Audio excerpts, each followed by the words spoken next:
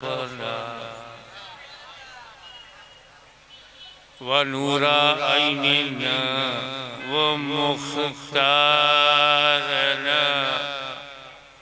Muhammadan अब्दुहु व रसूलुहु सल्लल्लाहु तआला अलैहि व आलिहि व अस्हाबिहि अजमईन। इन्नल्लाह व मलाइकतहु युसल्लूना अलन नबी या अय्युहल्लज़ीना आमनू सल्लू अलैहि व सल्लिमू तस्लीमा।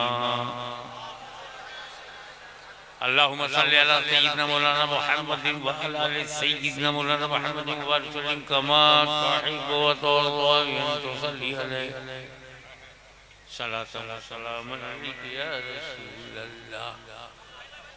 जितने वॉलंटियर हैं, वॉलंटियर तवज्जो दें, नहीं वॉलंटियर तो नहीं रहे, आप तकरीर सुनने नहीं आए तो मेरी बात सुन क्यों नहीं। जितने वॉलंटियर्स हैं उनकी ड्यूटी खत्म,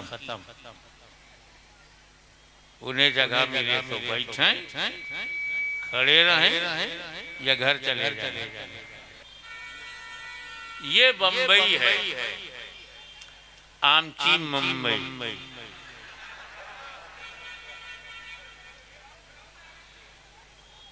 और ये आर्थिक राजधानी है हमारे देश की।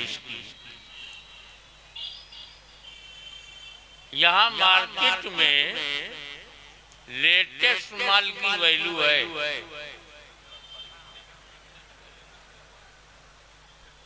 कहते ये पुराना है, रखो। कोई लेटेस्ट मोबाइल है, लेटेस्ट में खूबी है, ओल्ड मॉडल का दुश्मन नहीं होता। लेटेस्ट मॉडल ओल्ड मॉडल का दुश्मन नहीं होता, बल्कि ओल्ड मॉडल में जो नहीं है वो लेटेस्ट मॉडल में है।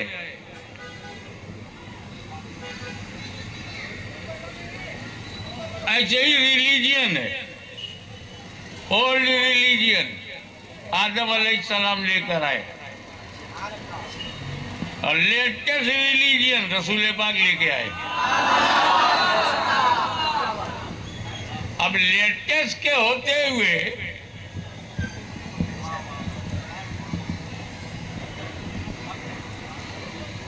और लेटेस्ट कहते किसको है, वो हर वो चीज लेटेस्ट है, हर वो मॉडल लेटेस्ट है जिसके बाद कोई मॉडल ना बने। आज जो लेटेस्ट है, कल अगर वो कोई नया मॉडल आ गया तो ये पुराना हो गया। लेटेस्ट वही है जिसके बाद कोई मॉडल ना आए। नोकिया आए और उस पे मॉडल आते रहे और लेटेस्ट पे लेटेस्ट बनते रहे। आज का लेटेस्ट कोई और है, अगर उसके बाद कोई मॉडल नहीं आएगा तो वही लेटेस्ट रहेगा। कुरान के बाद कोई किताबुल्लाह नहीं आई, कुरान लेटेस्ट। इस्लाम के बाद कोई रिलीजियन नहीं आया, इस्लाम लेटेस्ट। मोहम्मद अरबी के बाद कोई पैगंबर नहीं आया, मेरा रसूल लेटेस्ट।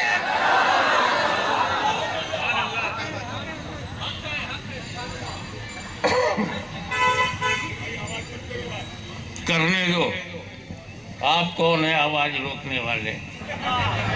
प्रधानमंत्री हो, आवाज रोक देते हो। मैं हर आवाज की इजाजत देता हूँ, वजू जोड़ो वाली हो या तोड़ो वाली हो।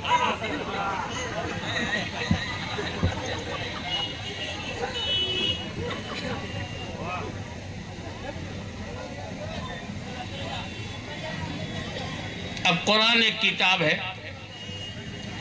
हमारे स्टूडेंट्स ने कॉलेज में, यूनिवर्सिटी में किताब पढ़ी है, उसका एक सब्जेक्ट होता है। ये फिजिक्स की किताब है, तो उसमें जो चैप्टर होगा फिजिक्स का होगा, उसमें हिस्ट्री नहीं होगी। उसमें हीट होगा, उसमें लाइट होगी, उसमें साउंड का चैप्टर होगा, रिफ्लेक्शन ऑफ लाइट होगी। उसमें भूगोल नहीं होगा। और जो किताब भूगोल की है उसमें हिस्ट्री नहीं, जो किताब हिस्ट्री की है उसमें इकोनॉमिक्स नहीं, जो किताब इकोनॉमिक्स की है उसमें लॉजिक नहीं, जो किताब लॉजिक की है उसमें पॉलिटिकल साइंस नहीं। एक किताब में एक ही सब्जेक्ट होता है सुभानी मियाँ, एक ही सब्जेक्ट होता है किताब में, और वो आगे चाहे देखो चाहे पीछे देखो किताब एक ही। तो कुरान भी एक किताब है।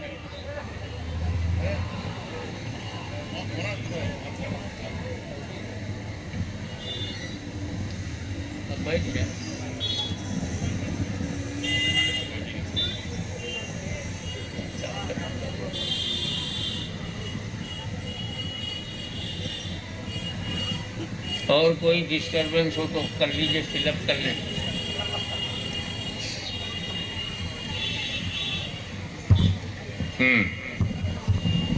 अब सवाल ये है कि कुरान में कौन सा सब्जेक्ट है? क्या इसमें हिस्ट्री है सिर्फ, या ये ज्योग्राफी है, लॉजिक है, फिलॉसफी है, इकोनॉमिक्स है, कि सोशल साइंस है, सोशियोलॉजी है, या जो ज़ूलॉजी है, या बॉटनी है, या फिजिक्स है, या केमिस्ट्री है? ये कुरान किस सब्जेक्ट की किताब? तो कुरान खुद कहता है कुल्लु सगीरिन व कबीरिन मुस्ततार, हर छोटी बड़ी चीज कुरान में है। तो जो फिजिक्स की किताब पढ़ेगा वो सिर्फ लाइट, हीट और साउंड पढ़ेगा। जो हिस्ट्री की किताब पढ़ेगा गुलाम वंश, मुगल वंश, अंग्रेजों का आना जाना पढ़ेगा। लेकिन जो कुरान पढ़ेगा तो पढ़ाने वाले का कितना इल्म है उस हिसाब से उसे कुरान का इल्म मिलेगा। हमको हमारे आलिम दीन ने, शेखुल हदीस ने, शेखुल कुरान ने पढ़ाया जितना उन्हें कुरान मालूम था उन्होंने पढ़ाया, मैंने जाना। मगर मेरा नबी, उसने कुरान को किसी मुल्ला से नहीं, सीधे सीधे अल्लाह से पढ़ाया। और रहमान वो है, वो अल्लामुल कुरान, जिसने अपने महबूब को कुरान पढ़ाया। अब किताब में हर छोटी बड़ी चीज, कुरान में हर छोटी बड़ी चीज मुस्ततर, अंडरलाइन, हर चीज, हर छोटी बड़ी चीज, कुल्लो सगीरिन व कबीरिन, अंडरलाइन है। देखने में आए थे, अंदर सब कुछ है। हम नहीं जानते, तुम नहीं जानते, मगर अल्लाह तो जानता है अंडरलाइन क्या है। अल्लाह तो जानता है कि कुरान में कुल्ले सगीर व कबीर कौन कौन है। अब पढ़ाने वाला अल्लाह हो, सब्जेक्ट किताबुल्लाह हो, पढ़ने वाला रसूलुल्लाह हो, तो हर छोटी बड़ी चीज का इल्म नबी को हो गया।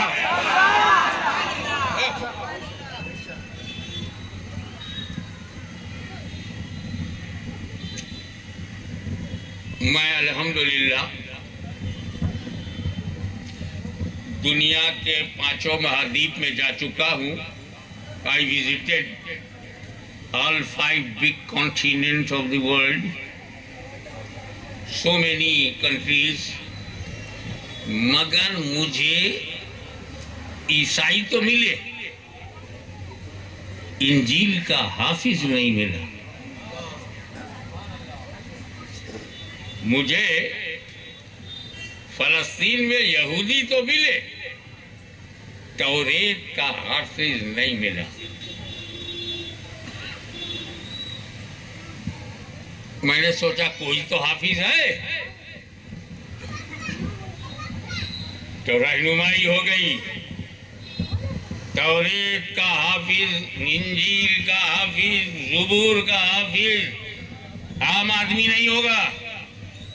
ये अल्लाह की किताब है, स्पेशल किताब है, जनरल हाफिज नहीं हो सकती। हाफिज होने के लिए नबी होना। इसीलिए ज़बूर के हाफिज दाऊद खलीफतुल्लाह, तौरेत के हाफिज मूसा कलीमुल्लाह, इंजील के हाफिज ईसा रूहुल्लाह। ये सिफत नबियों की है कि अल्लाह की स्पेशल बड़ी किताबों के हाफिज हों। सिर्फ मूसा कलीमुल्लाह, सिर्फ हारून अलैहिस्सलाम हाफिज तौरेत, सिर्फ ईसा मसीह अलैहिस्सलाम हाफिज इंजील। ये इसलिए रहे कि ये नबियों की सिफत, तवज्जो चाहूंगा, ये नबियों की सिफत कि अल्लाह के कलाम के हाफिज बने, मगर मदीने वाले पे कुर्बान हो जाओ। जो सिफत नबियों की थी, हाफिज कुरान बनाकर अपनी उम्मत को दे दिया।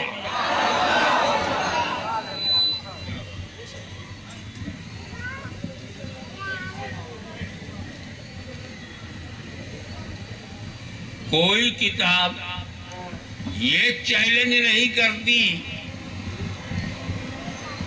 कि मेरी तरह 3 आयतें एक ही बना के लाओ। शास्त्रों में, धार्मिक ग्रंथों में, महापुरुषों के कथनों में ये चैलेंज नहीं मिलता।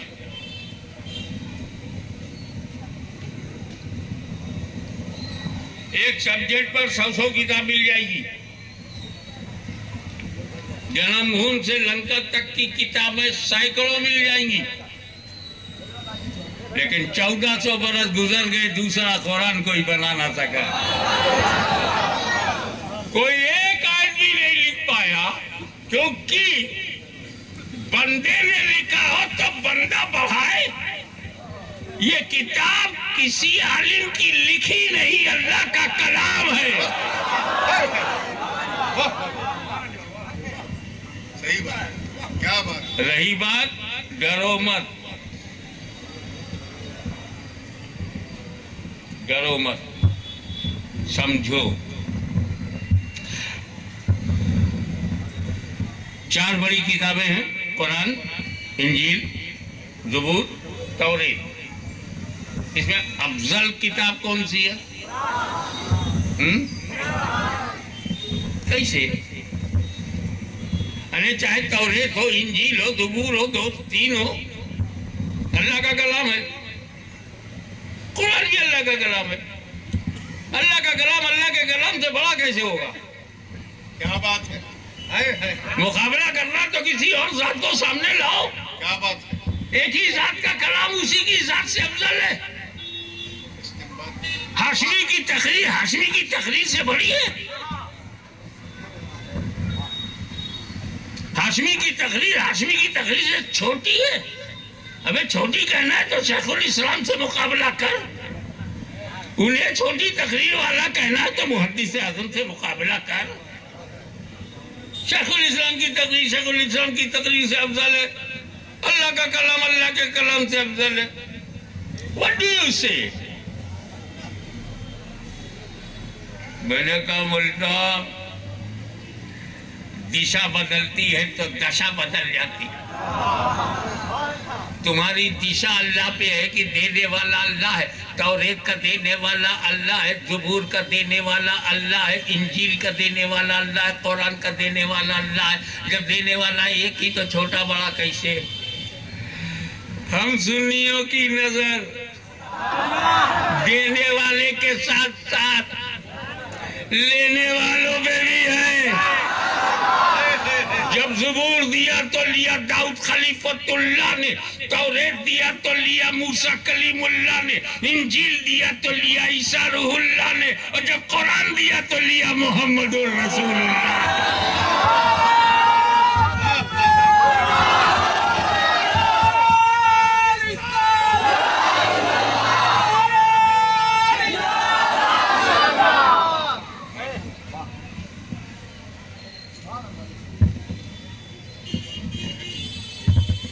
मुसलमानों को बदला जा सकता है, कुरान को नहीं।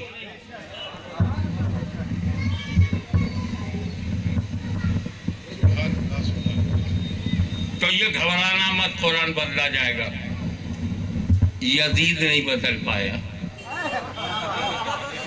इशारा समझो, कल का यजीद नहीं बदल पाया, आज का पलीत कैसे बदलेगा?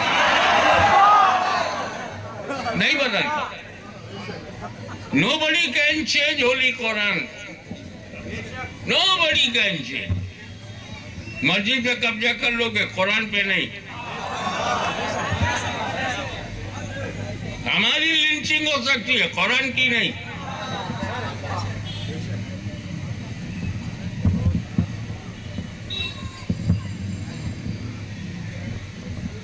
इसलिए कि कुरान की हिफाजत की जिम्मेदारी रब ने अपने जिम्मे करम में ले लिया है। मैं मुहाफिज़े कुरान हूँ। अरे जब खालिक की हिफाजत में है तो मखलूक क्या करे? जब हाकिम की हिफाजत में है तो महकूम, जब रज़्ज़ाक़ की हिफाजत में है तो मरज़ूक़ क्या करे? अरे जब रचयिता ने हिफाजत में ले लिया तो रचनाएं क्या कर पाएंगी?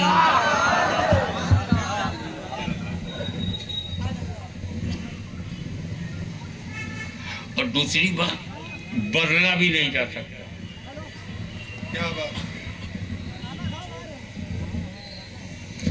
कुरान की हिफाजत अल्लाह के जिम्मे करम में, लेकिन कोई बदल नहीं सकता।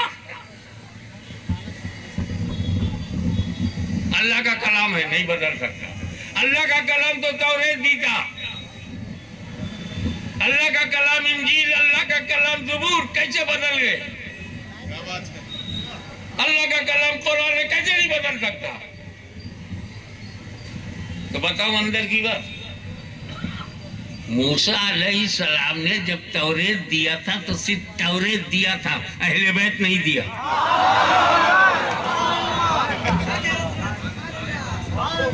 हाय हाय हाय हाय। जब दाऊद अलैहिस्सलाम ने ज़बूर दिया तो ज़बूर दिया, अहले बैत नहीं।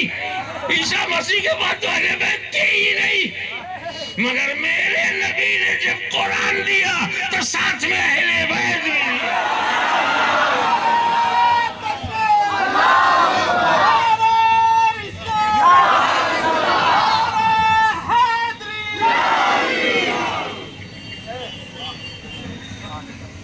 जनाब, कुरान को साथी अहले बैत को बनाया। तरक्तो फी कुबुस सकलैन, दो भारी चीजें तुम्हें दे रहा हूं, अगर इन दोनों को मजबूती से पकड़ा, कुरान अहले बैत को मजबूती से पकड़ा तो हरगिज हरगिज गुमराह नहीं होगे। कमाल है यार, गारंटी है। वाकई वो सलात नमाज कायम करो, गारंटी नहीं है जन्नत मिलेगी।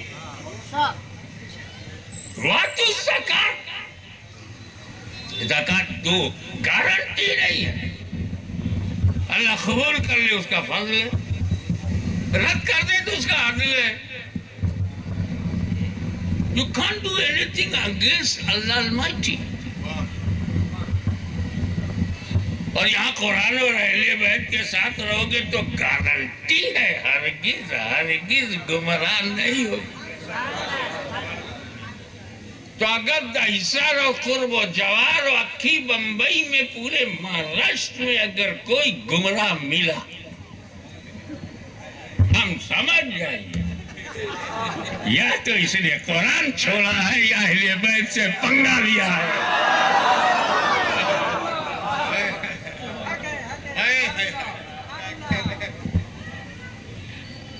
कुरान बेनियाज है। कुरान डजंट केयर एनीवन, क्योंकि वो अल्लाह का कलाम है। अल्लाह डजंट केयर एनीवन, अल्लाहु समद, अल्लाह बेनियाज है। कुरान का तर्जुमा गलत लिखो, कुरान हाथ नहीं पकड़ेगा, कलम नहीं पकड़ेगा। कुल हुवल्लाहु अहद का तर्जुमा 3 कर दो, कह दो ये महबूब अल्लाह 3 है, कुरान नहीं रोकेगा और जन्नत भी नहीं रोकेगी, जा जहन्नम में। तो कुरान का तर्जुमा गलत करो, क्या तर्जुमा करने वाले के कलम को कुरान पकड़ता? बेनियाद है, बोलता नहीं, अनबोलता है, साकित है। तो जरूरत थी इस अनबोलते कुरान के साथ कुछ बोलते कुरान हो। तवज्जो, इस अनबोलते कुरान के साथ कुछ बोलते कुरान हो। तो जब ये खामोश कुरान मदीने की मस्जिद नबवी के ताक पर रहे और यजीदियत की आंधी आ जाए तो ये तो मस्जिद ही में रहे, मगर बोलता कुरान मैदान करबला में आ जाए।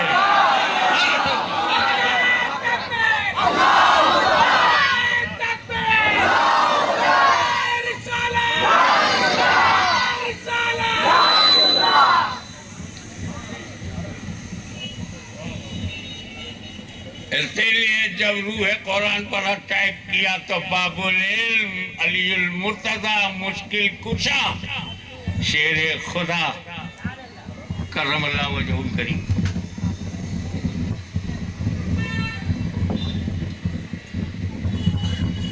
और जब नबी का आना बंद हुआ तो वली कभी कुरान अकेला नहीं दिख रहा है।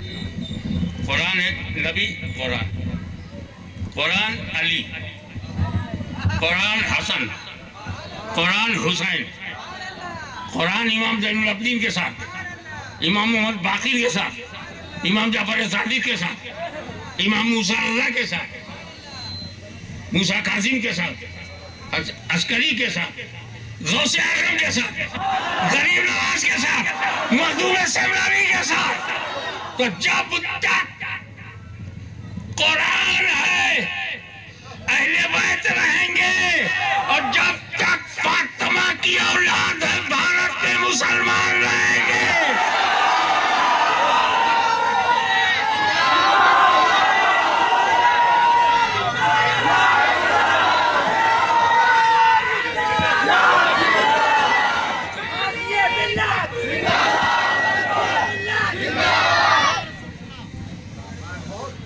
और जानते हैं आप, शॉर्टेस्ट पॉसिबल वे से हमें चलना है, क्योंकि हमें भारत से डबल मोहब्बत है। भारत से हमको डबल मोहब्बत, सुन्नी मुसलमानों को। वो मैं उनकी बात नहीं करता, वो कट्टरपंथियों की, आतंकवादियों की, वो सऊदिया सपोर्टेड जमातों की मैं जिक्र नहीं करता। अरब के जो राजा के हैं उनका मैं जिक्र नहीं करता, अजमेर के ख्वाजा के जो है उनका जिक्र।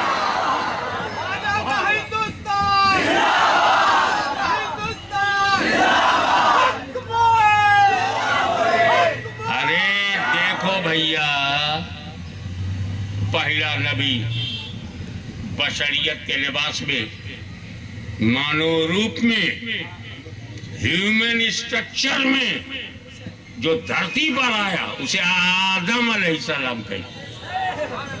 आदम, और हम उनकी औलाद हैं। मुसलमान किसकी औलाद है? आदम अलैहिस्सलाम की औलाद। और सारे हिंदू वो भी आदम अलैहिस्सलाम के। ईसाई, Buddhist, Jainist, communist, socialist, opportunist, सब आदम की औलाद। तो जब हिंदू, मुस्लिम, सिख, ईसाई एक आदम की औलाद हैं तो आपस में लड़ते काहे को? काहे को लड़ते हो? कौन लड़ाता है तेरे को?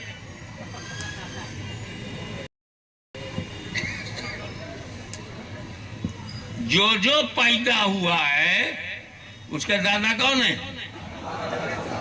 हम पैदा हुए, हमारे दादा। बंबई में जो पैदा हुआ उसका दादा। जितने मराठी हैं, गुजराती हैं, दादा कौन? जितने मद्रासी हैं, तमिल हैं, तेलुगु हैं, दादा कौन? जितने काशी मथुरा में पैदा हुए, दादा कौन? तो आदम तो सबके पूर्वज हुए। तो लौटो आदम के घर की तरह। उनके घर में है ला इलाहा इल्लल्लाह।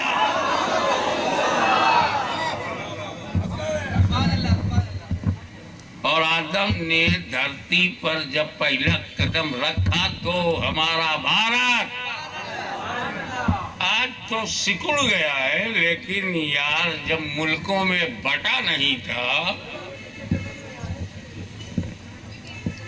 तो पूरा पाकिस्तान, लंका, बांग्लादेश, बर्मान, भूटान, अफगानिस्तान सब हिंदुस्तान। और आदम का कदम पड़ा भारत में। हम पैदा हुए भारत में नागरिक हैं, इसलिए हमारा देश प्रेम है।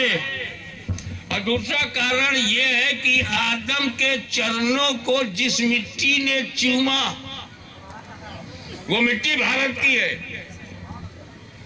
नबी का पहला कदम जिस देश में पड़ा वो भारत है।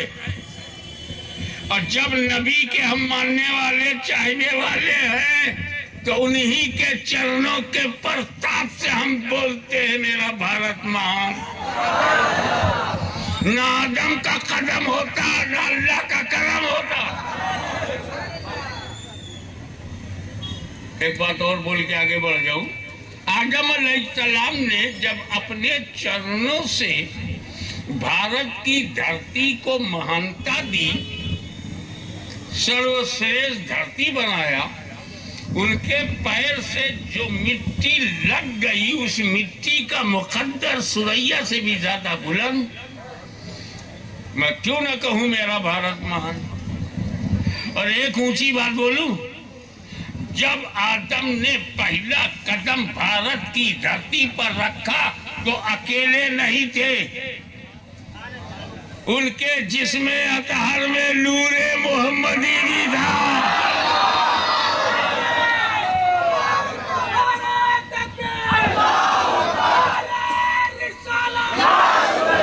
नूरे मोहम्मदी का पहचान सारी धरती पर फैला, मगर सबसे पहले जो धरती फैजियाब हुई वो हमारा भारत है। मैं क्यों न कहूं मेरा भारत महान है। तो हमारे यहाँ नबी हैं, इसीलिए हम खुदा को जानते पहचानते हैं।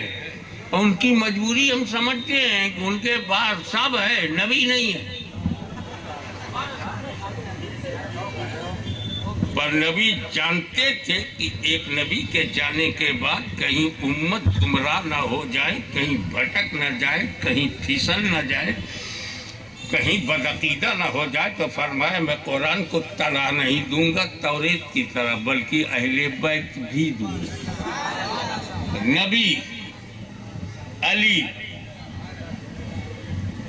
फातिमा, हसन, हुसैन, पंजतन।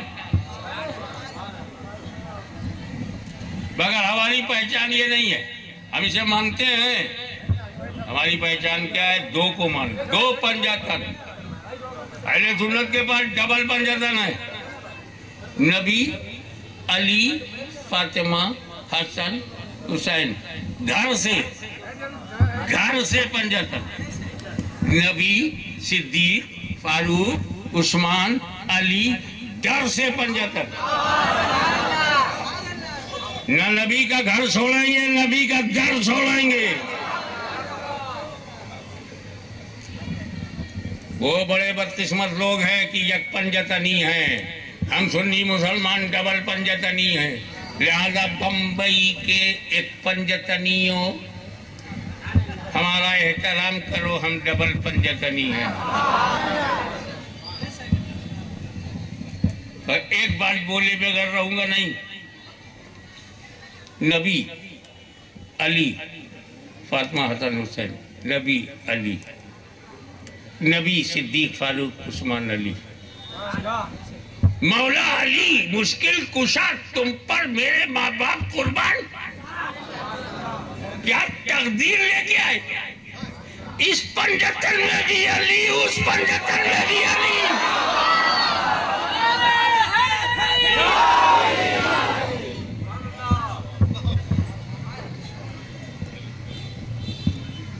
आप देखें, मसला है कि आदम अलैहिस्सलाम, शीश अलैहिस्सलाम, नूह अलैहिस्सलाम, नबियों को तुम क्या बोलते हो? अलैहिस्सलाम। मूसा अलैहिस्सलाम, ईसा अलैहिस्सलाम, दाऊद अलैहिस्सलाम, हारून अलैहिस्सलाम, इसहाक अलैहिस्सलाम, इस्माइल अलैहिस्सलाम, इब्राहिम। लेकिन जब बात आती है मुस्तफ़ा जाने रहमत की, इन्हें भी अलैहिस्सलाम कह सकते हो, आका अलैहिस्सलाम, सैयदुल अंबिया अलैहिस्सलाम कह सकते हो, लेकिन इनके लिए खास है क्या? सल्लल्लाहु अलैहि वसल्लम। कोई नहीं कहेगा आदम सल्लल्लाहु अलैहि वसल्लम, मूसा सल्लल्लाहु अलैहि वसल्लम, कोई नहीं बोलेगा। हाँ तो ये है, यार नमाज में दरूद इब्राहिमी पढ़ते हो, सल्लैता अला इब्राहिम कहते हो, वला अले इब्राहिम बोलते हो, फिर भी हज़रत इब्राहिम सल्लल्लाहु अलैहि वसल्लम कोई नहीं कहता, सब अलैहिस्सलाम। मगर जब नबी की बात आती तो अलैहिस्सलाम भी कह सकते हो, और खास सल्लल्लाहु अलैहि वसल्लम। ये अंबिया के ताल्लुक से हमारा अकीदत और मोहब्बत का मुजाहरा है कि अंबिया के लिए अलैहिस्सलाम, इमामुल अंबिया सल्लल्लाहु अलैहि वसल्लम। अब जमाते साहबा में देखो, सबको हम रज़ी अल्लाह ताला अन्हु कहते हैं। हज़रत अबू बकर, अब तुम हम नाम लेने का सवाब, तो रज़ी अल्लाह अन्हु कहो, तुम्हें कहने का सवाब मिले। ये सब फ्री में सवाब मिल रहा है।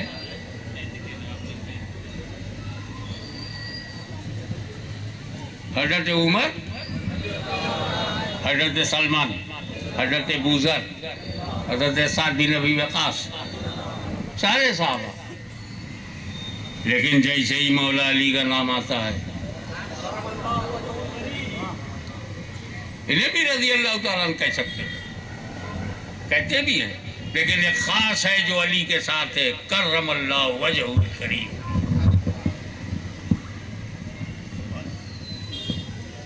अल्लाह वो करम करे चेहरे को, ना दिमाग की बात हो रही है, ना दिल की बात हो रही, चेहरे को।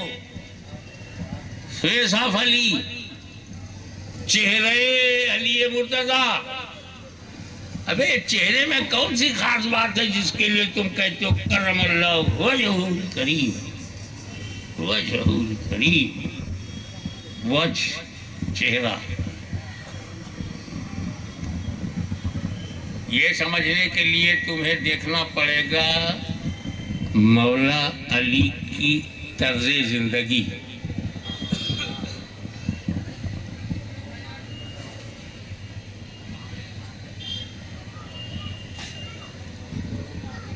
हज़रत फातिमा बिन्त असद, अली की माँ,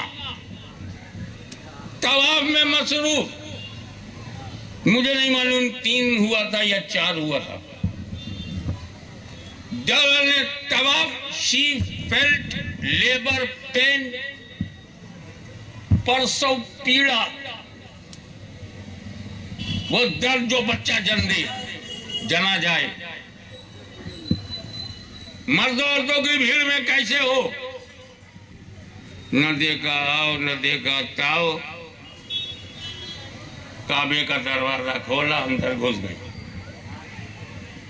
वहीं मौला अली ने जन्म लिया। देखे कितने लोग कैच करते हैं। ऐसी जन्मभूमि दिखाओ।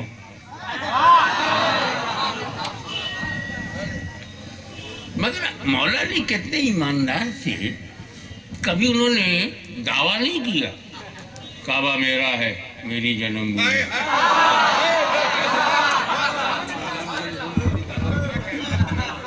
और अली के परिवार ने भी कभी कंप्लेन नहीं किया, अबू बकर सिद्दीक दो, ये अली जन्मभूमि है, मुर्तजा जन्मभूमि है।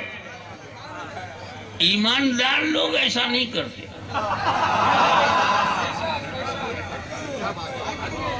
साफ साफ नहीं कहूंगा तो क्या ढाक के बोलूंगा? अरे मुंह पे डंके की चोट पर यजीद की औलाद नहीं, अली की औलाद हो रही।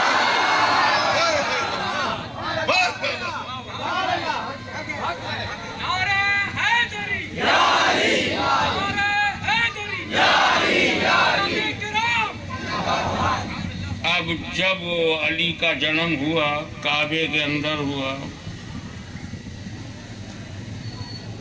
अगर फातिमा बिन असद को रोकने की हिम्मत किसमें? ये कोई मामूली खातून नहीं थी, मुतवल्ली काबा जनाबे अबू तालिब की हरम मोहतरम है। किसकी हिम्मत है कि चीफ ट्रस्टी ऑफ काबा की बीवी से पंगा ले? सारे बुजहली बुलहबी एंड कंपनी मुंडी झुकाए। काबे में मौला अली का जन्म हुआ। जब वो संभल गई, अपने आप को समेटा, अली को लपेटा, तब देखा कि ये है बेटा। आंखें बंद, क्या अंधा पैदा हुआ? बड़ा दुख हुआ। खुशी ये थी कि काबे में पैदा हुआ, और दुख ये था कि ब्लाइंड पैदा हुआ, अंधा पैदा हुआ। घर आ गई, जनाब अबू तालिब को पता चला कि अली पैदा हुए। आए, वो औरत ही नहीं है जो एक बार शिकायत करके चुप हो जाए। हर नए आदमी से शिकायत करना उसके औरत होने की दलील है। जनाब अबू तालिब आए तो उनसे भी कहा, देखो लड़का अंधा है। बीवी को समझाया, आंखें देखती रहेगी, जब माथा तो देख। ऐसा लगता है कि जन्नत की बहारों ने पनाह ले ली हो। ऐसा गाल तो देख, ऐसा लगता है कि सितारों ने अपने हुस्न को रुखसार पे लुटा दिया हो। तसल्ली। थोड़ी देर बाद अब्बास आए, फिर वही, कहाँ है मेरा भतीजा? बोले, हाँ सब ठीक है मगर अंधा।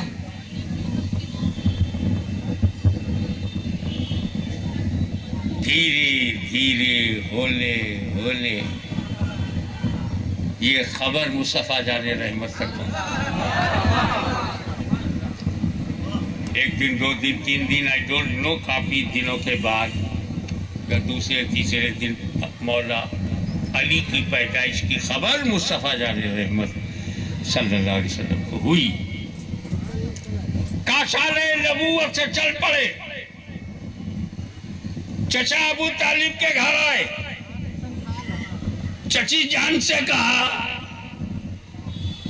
मेरा भाई अली कहाँ है? वही आदत, मोहम्मद सब ठीक है लेकिन तेरा भाई अंधा पैदा हुआ। और कहा, चची जान, जुमले पे ध्यान देना, चची जान चाहे जैसा हो अली मेरा है। इतिहास साक्षी है। बैठो, इतिहास साक्षी है कि जैसे ही नबी ने अली को अपनी चची की गोद से लेकर अपनी गोद में लिया, अली ने आंखें खोल दी।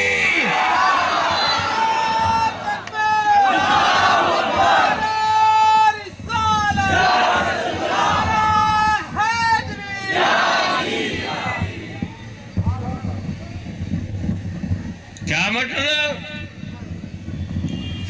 न माँ को देखेंगे न बाप को, न माँ को देखेंगे न बाप को, सबसे पहले देखेंगे नबूवत माँ को।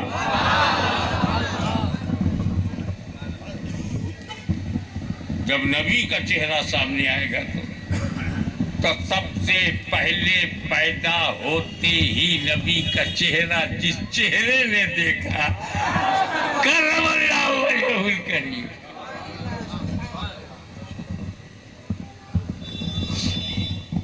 एक और अंदर की बात बताऊं, जब अली पैदा हुए, जब मौला अली पैदा हुए, अब दोनों एक साथ नहीं बोलेंगे, एक दाएं दाएं बोले टी टी, क्या यार मर्द के साथ औरत मिक्स कर रहे हो। अब मुस्कुराकर जब आप रिलैक्स हो गए हैं तो ये समझते चलिए तो जब अली पैदा हुए हैं तो दावे नबूवत रसूल ने ऐलाने नबूवत नहीं किया। जब मौला अली पैदा हुए तब तक रसूल ने अपनी नबूवत का ऐलान, उनके घर वाले नहीं जानते थे कि ये नबी है। खदीजा कुबरा को नहीं मालूम ये नबी है, न हज़रत ज़ैद को मालूम ये नबी है, न बनो हाशिम को मालूम ये नबी है, न अब्दुल मुत्तलिब को मालूम, न आमिना को मालूम। ऐलान नहीं किया। ऐलान के बाद सबने जाना, उसे सहाबी कहते हैं, और जो ऐलान से पहले पहचान ले उसे अली कहते हैं।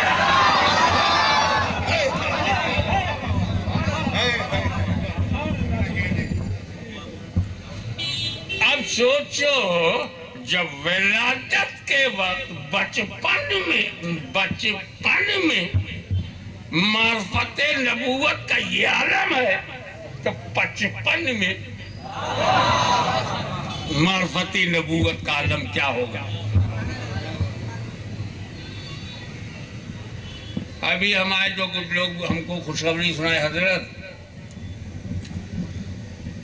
हज करने जा रहे हैं हम लोग, वो बोले हम या बीवी जा रहे हैं। मैंने कहा और कोई गांव से सलाया से जा रहा, बोले 10-15 आदमी जा रहे हैं, लाखों रुपया खर्च करेंगे, वहाँ जाके क्या करेगा, ये करेंगे, क्या देखेगा, काबा देखेंगे।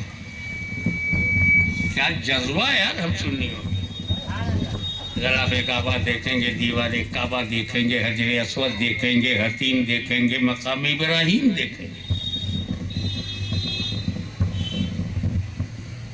इसके लिए 5 लाख, कोई 10 लाख, कोई 12 लाख, जैसा टूर वाला वैसे ही वसूल वाला।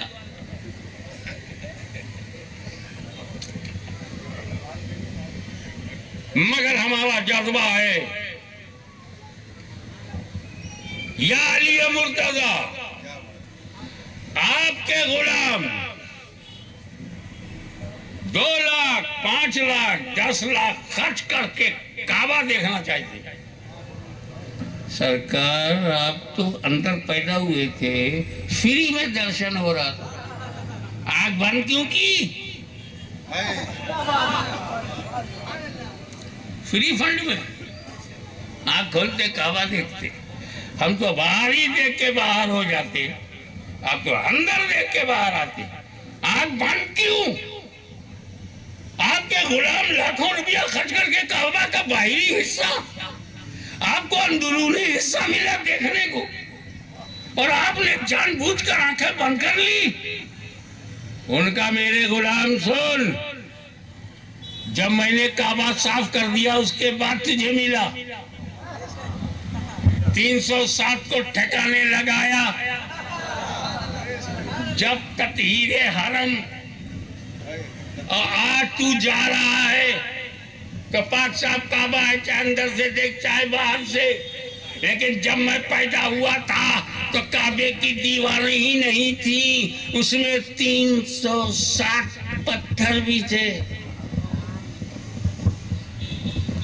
मैं आँख खोलता, बुतों को देखता, तो सुन, तेरा अली पत्थरों की परस्तिश के लिए नहीं, उसे असली जगह पहुंचाने के लिए पैदा हुआ है।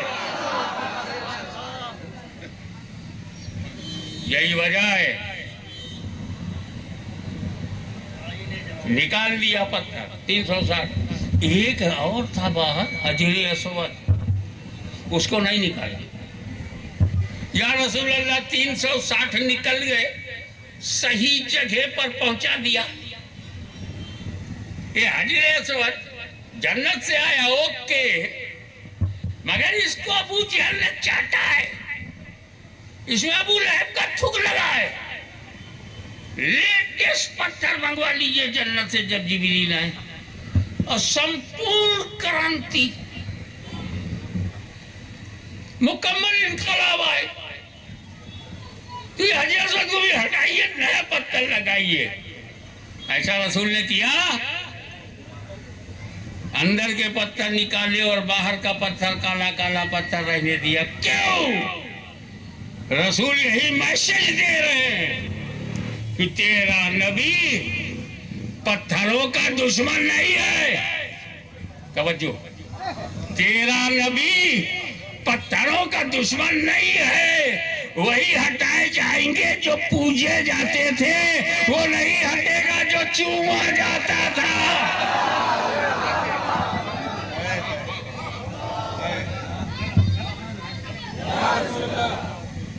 तो जब नबी ने बता दिया पूजना और है, चूमना और, क्यों नहीं करता मौलवी गौर?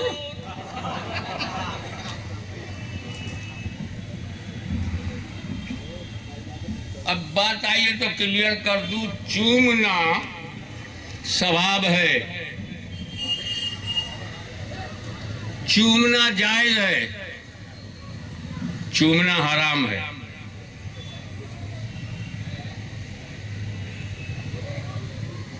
आपने अपने बच्चे को चूमा जायज है, अपनी माँ के कदम को चूमा सवाब है, पड़ोसन को चूमा हराम है। शिर्क तो है ही नहीं, शिर्क तो होता ही नहीं।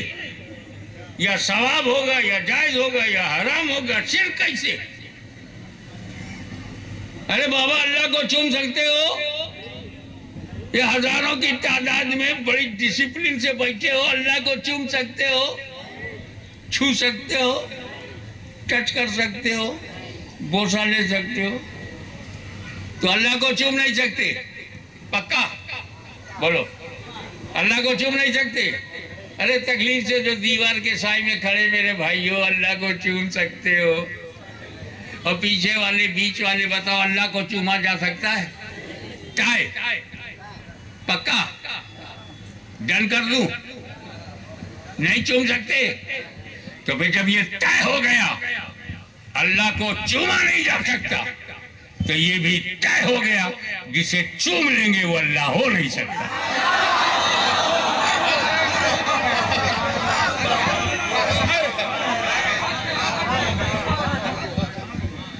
रसूल शिर्क मिटाने आए थे, चूमा काहे को? यही बताने हर पत्थर चूमे नहीं जाते, जन्नती पत्थर चूमे जाते हैं। यही तो समझा रहा हूं, हर बशर नहीं चूमा जाता, जन्नती बशर चूमे जाते हैं। और ढिठाई देखो, रसूल ने हजर को चूमा है, हजर को चूमेंगे, हजर को चूमा है, हजर को चूमेंगे, काबे में लगे हुए काले पत्थर को चूमा, हम पत्थर को चूमे। रसूल ने आदमी को कहाँ चूमा? रसूल ने इंसान को कहाँ चूमा? रसूल ने बशर को कहाँ चूमा? अगर तुम भी जोर से बोलना, मेरे रसूल ने हजर भी चूमा है और बशर भी। अल्लाह के घर में हजर असवद को चूमा, अपने घर में हसन हुसैन को चूमा, पेशालिए हसन को चूमा, गुलूबे हुसैन को चूमा, रुखसारे हसनैन को चूमा, घर में अपने नवासों को चूमा, हसन हुसैन को, अल्लाह के घर में हजरे असवद को, अपने घर में हसन हुसैन को, और गुलामों को रास्ता दिखा दिया। ऐसा हजर मिले तो हजर चूमो, ऐसा बशर मिले तो बशर चूमो।